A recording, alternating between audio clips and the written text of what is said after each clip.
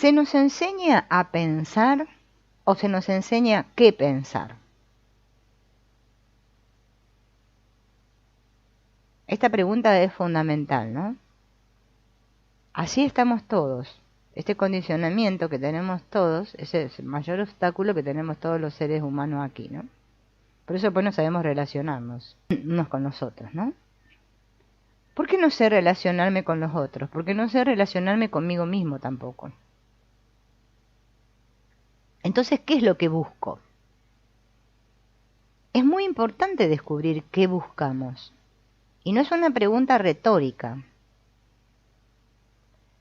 Más despierto esté, cuanto más maduro esté, más urgente e intensa va a ser mi necesidad de descubrir qué busco. Pero la mayoría nos hacemos esta pregunta de una manera muy superficial. Y en cuanto se nos viene a la mente alguna respuesta igual de superficial, nos quedamos satisfechos.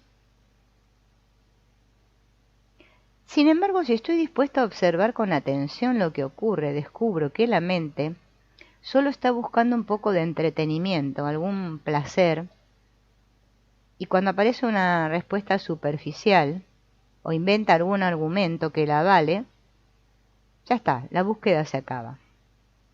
Parece que descubrió lo que buscaba. O si ninguna respuesta me satisface, voy pasando de una filosofía a otra, de una creencia, de una religión a la otra, de una secta a la otra. Me compro este libro, me compro el otro. A ver si puedo encontrar la felicidad y la paz o esa seguridad que busco. Por eso es importante comprender la mente, el yo que busca.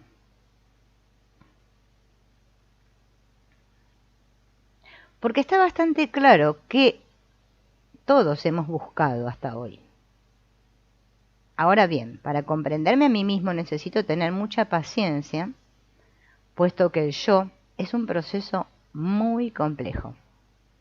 Pero sin comprenderme a mí mismo, ni la búsqueda, ni lo que encuentre van a significar nada, si yo no me comprendo a mí mismo. Mientras yo no comprenda mis deseos, mis compulsiones, las conscientes y las inconscientes, esta actividad me va a crear conflicto. Y lo que quiero es precisamente evitar o dejar atrás el conflicto. Por eso, mientras no comprenda el proceso que me hace ser quien soy, y cómo y por qué pienso lo que pienso, la búsqueda va a estar condicionada y va a ser superficial e insignificante. Por eso conocerme a mí mismo es la llave de la felicidad y de la libertad.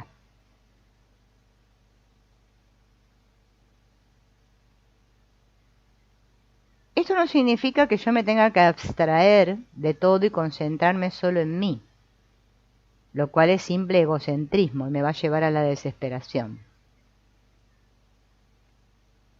Tengo que saber quién soy,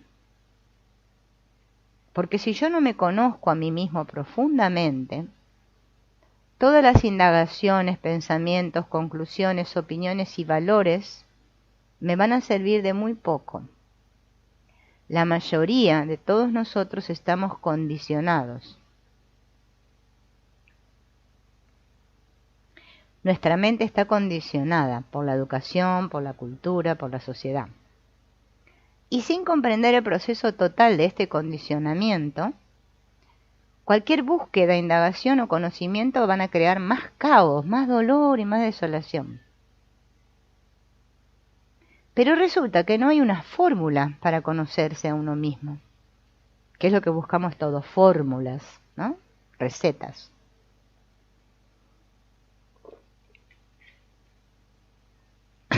Por ejemplo, yo puedo ir a un psicólogo, a un psicoanalista y averiguar algunos aspectos de mí. Pero eso no es conocerme a mí mismo. Conocerme a mí mismo es darme cuenta plenamente de mí en la relación. La relación me muestra lo que soy en cada instante. Solo puedo conocerme a mí mismo a través de la relación. No puedo conocerme a mí mismo y descubrir lo que soy realmente si no es en la relación. Porque la ira, los celos, la envidia, la lujuria y todas las demás reacciones aparecen únicamente en relación con las personas, las cosas o las ideas. Sin relación de ninguna clase, en completo aislamiento, no tengo posibilidad de conocerme. La mente puede aislarse pensando que es alguien, pero ese es un estado de locura, de desequilibrio, en el que es imposible que la mente descubra nada real, porque lo único que hay en ella en ese momento son ideas sobre sí misma. Vieron que hoy en día en la espiritualidad está muy de moda esto de ir adentro, de qué sé yo. Pero es que necesito de los demás, porque somos seres de relación.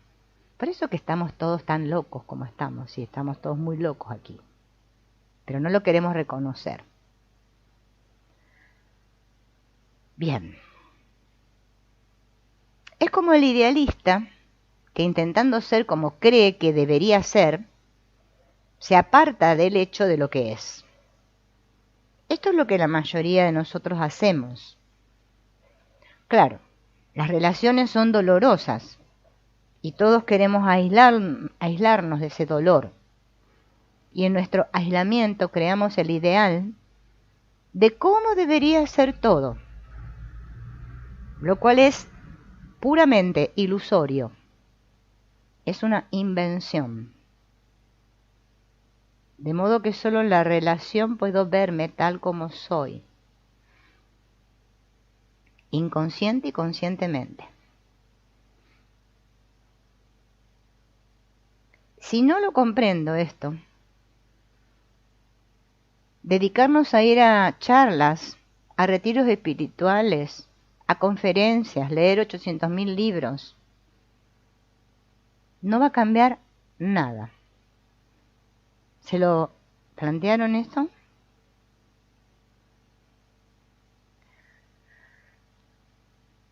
¿Existe el yo si no hay relación? ¿Es el yo una realidad en sí mismo? ¿O el yo no existe si no hay relación? Es decir, perdón, ¿soy alguien por estar en relación? ¿O existo como realidad aislada y con independencia de la relación? Creo que la mayoría nos gustaría pensar que la respuesta es esto último. ¿Por qué? Porque las relaciones son dolorosas. En cuanto me relaciono, aparecen el miedo, la ansiedad. Y como la mente sabe esto, ¿qué hace la mente? Se refugia en sus dioses, en su yo superior, en lo que sea. Este impulso de aislamiento es la naturaleza del yo, o sea, del ego. El yo y todo aquello con lo que el yo se identifica, mi familia, mi propiedad, mi amor, mi deseo, son reacciones de aislamiento.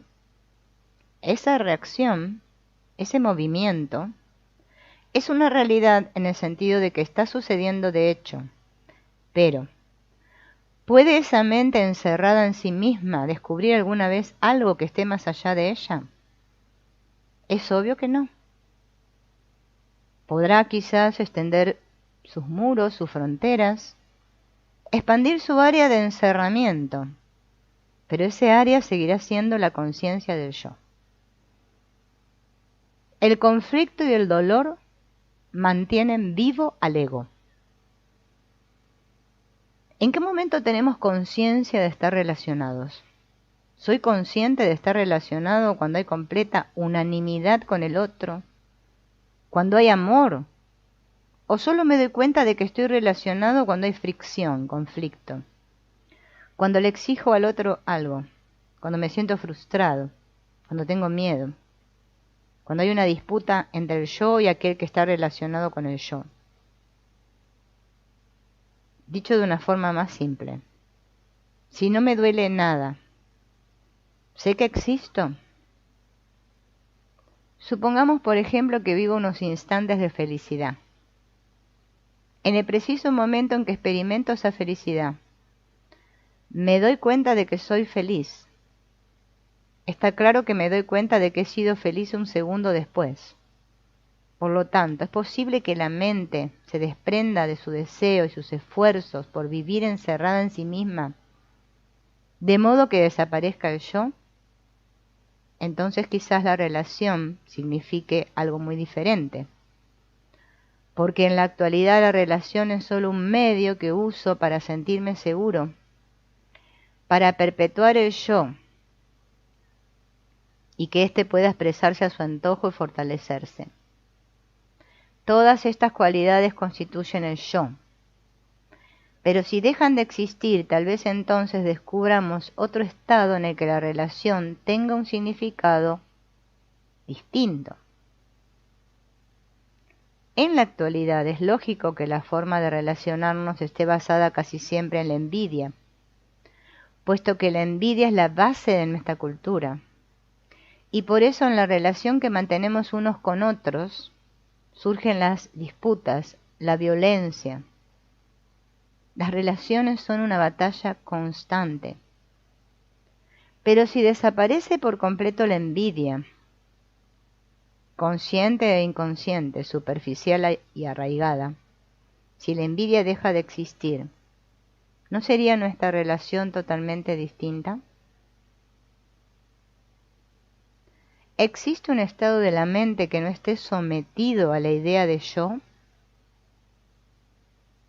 Esto es muy serio y no es una teoría ni una frase para filosofar.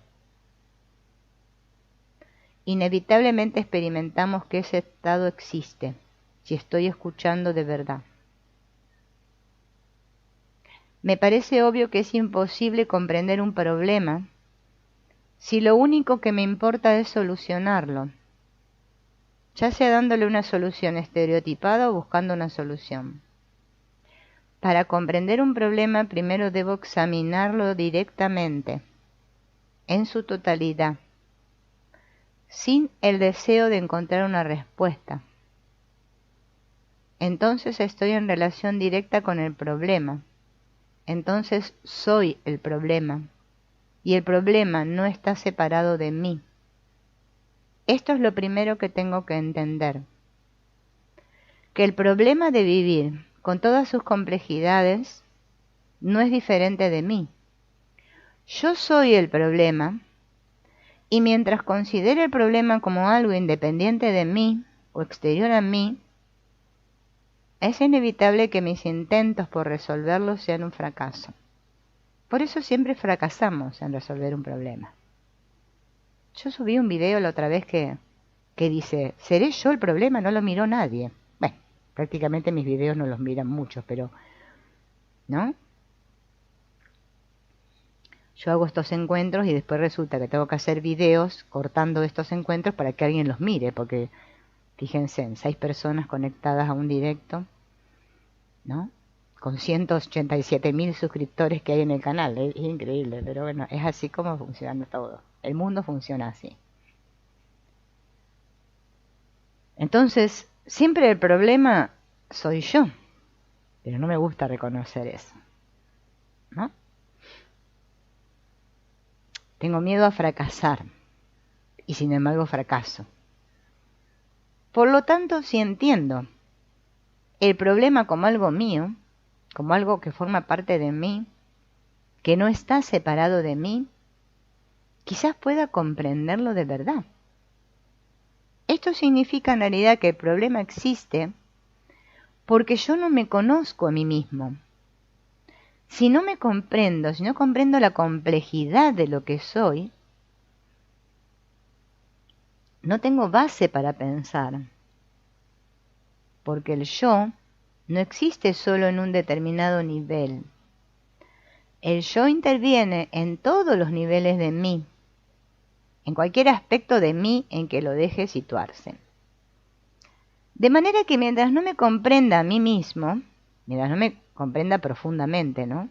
Por completo, tanto lo consciente como lo inconsciente, lo manifiesto como lo oculto. No tengo medios para afrontar el problema, cualquier problema, social, económico, psicológico. Conocerme a mí mismo es empezar a comprender el problema.